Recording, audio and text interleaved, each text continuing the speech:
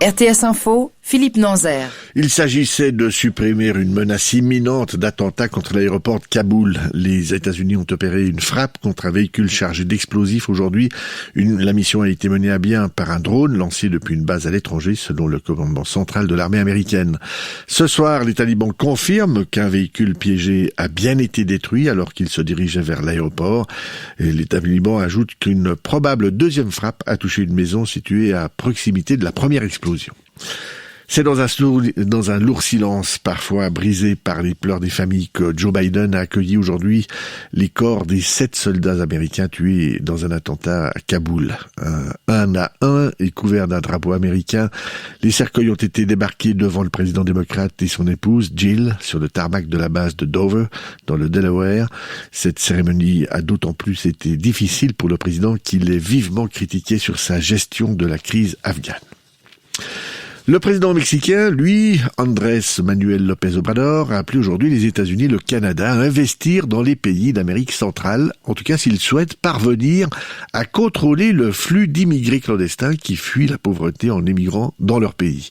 En juin dernier, environ un tiers des migrants arrêtés aux États-Unis venaient du Mexique, suivis par le Honduras, le Guatemala et le Salvador.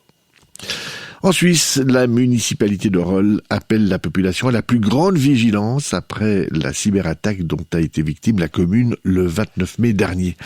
Les experts mandatés par cette commune ont récolté toutes les données découvertes à ce jour sur le Darknet et ils ont trouvé que le volume piraté représente environ 1,6% du total des données de la commune de Rolle. À Genève, les portes ouvertes de la Nouvelle Comédie ont attiré la foule ce week-end. Plus de 6000 personnes ont poussé la porte du nouveau théâtre.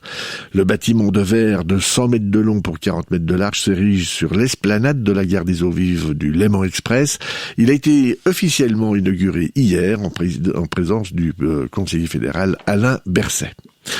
Du football, aujourd'hui en Super League, les résultats sont plutôt homogènes puisque Lausanne a fait match nul 1-1 à Lucerne, Servette a fait match nul 1-1 à Zurich contre Grasshopper et dans le choc du jour, Bâle et Young Boys ont fait, devinez quoi, match nul 1-1.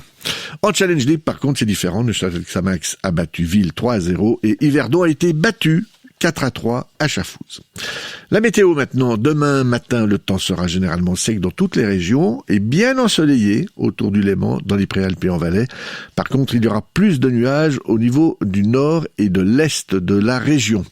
L'après-midi, le temps sera en partie ensoleillé avec un risque d'averses isolées dans les Alpes et les Préalpes, ainsi que du côté de la Suisse alémanique.